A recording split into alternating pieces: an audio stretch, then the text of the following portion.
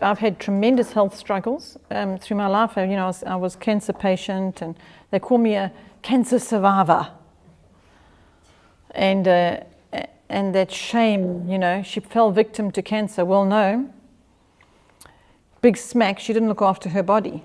She was too busy forgetting about her body and taking care of other things and neglected her body. That's me I'm talking about. And so because I neglected my body, I ended up with a horrible disease that put me bedridden for 2 years. So it's not shame she had cancer. It was look at the gift, look what I learned from God about why I needed to be taking care of my body and what I was doing wrong and how I was doing it wrong. And had I not gone through that valley out of my own neglect, I wouldn't have come out the other side with all the gems that I've got from it, that I collected in the valley. So what seemed like an extreme difficulty became a basket full of wonderful fruit that I can share with you today. And the difficulty, what did I do about the maths lessons and the language lessons when I was lying in bed?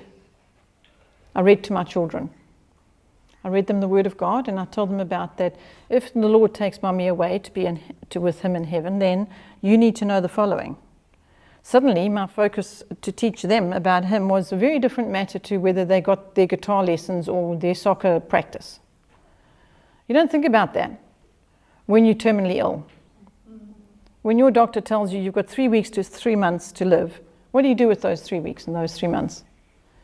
They're agonizingly painful in a lot of ways, spiritually, physically, mentally, heart, everything. What are you doing with them? You're teaching your children about Him, so that when you're gone, they've got Him.